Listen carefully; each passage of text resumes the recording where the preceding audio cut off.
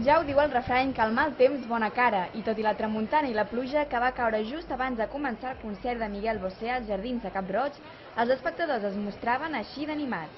Somos amante bandido, bandido. Los diablos escapados, que no van a yo lo digo por ti. A mi m'agrada tot. De fet, és el meu ídol des de que tenia 6-7 anys i m'agrada des de sempre.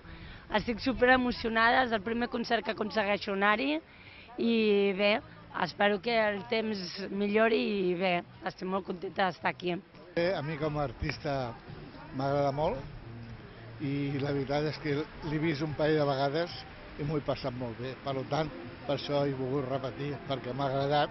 Me agrada de Miguel Bosé, me agrada el tema Morena Mía, me agrada, ¿qué más? Bueno, muchas cosas. Lo escuchamos hace mucho tiempo, Miguel Bosé.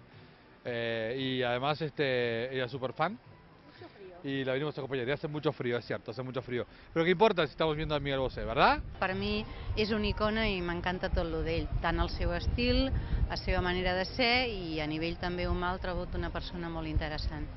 I és molt ell, vull dir que ja no és l'estil d'un disc o l'estil directe d'un concert petitó, sinó que aquí ell és molt seu i ens pot donar qualsevol sorpresa amb aquest tipus de concert.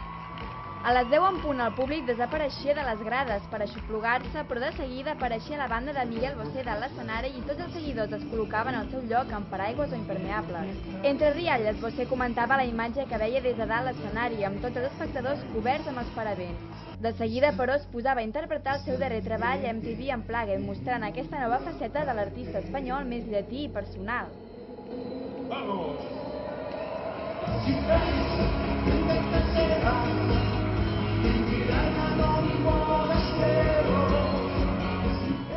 I és que Bosé ja és fidel al Cap-roig i amb les entrades exhaurides per tercera vegada trepitjava els escenaris, aquest cop però amb l'excusa de la celebració dels seus 40 anys de trajectòria.